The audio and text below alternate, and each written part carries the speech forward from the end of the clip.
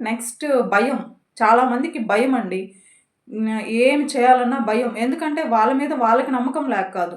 Society ఏమంటుందో, relatives ఏమంటారు, friends ఏమంటారు, ఇట్లా వీళ్ళందరి గురించి అనుకోని వాళ్ళు చేయాలనుకున్నది మాత్రం చేయలేక అదే భయంతో ఆగిపోతూ ఉంటారు.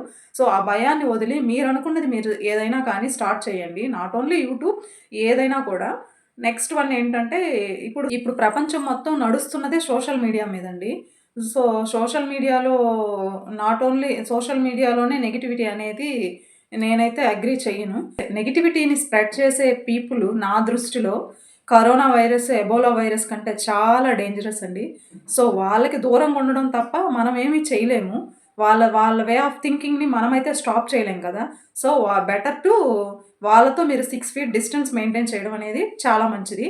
నెగటివిటీని వదిలేసి be positive and be kind to everyone అండి. నెక్స్ట్ జాబ్ ఉండగా యూట్యూబ్ ఎందుకు? జాబ్‌కి, యూట్యూబ్‌కి సంబంధం ఏంటి? మీకెవరికైనా తెలుసా? తెలిస్తే కామెంట్ చేయండి. అసలు జాబ్‌కి, యూట్యూబ్‌కి సంబంధం ఏంది? అంటే జాబ్ ఉన్నోళ్ళు యూట్యూబ్ చేయకూడదా? యూట్యూబ్ చేసే వాళ్ళందరికీ జాబ్ లేదా? ఏంటో నాకైతే తెలియట్లేదు. మీకేమన్నా తెలిస్తే కామెంట్ చేయండి. నేను పెట్టే కంటెంట్ మీకు నచ్చినట్లయితే నా ఛానల్‌ని లైక్ చేసి సబ్స్క్రైబ్ చేయండి.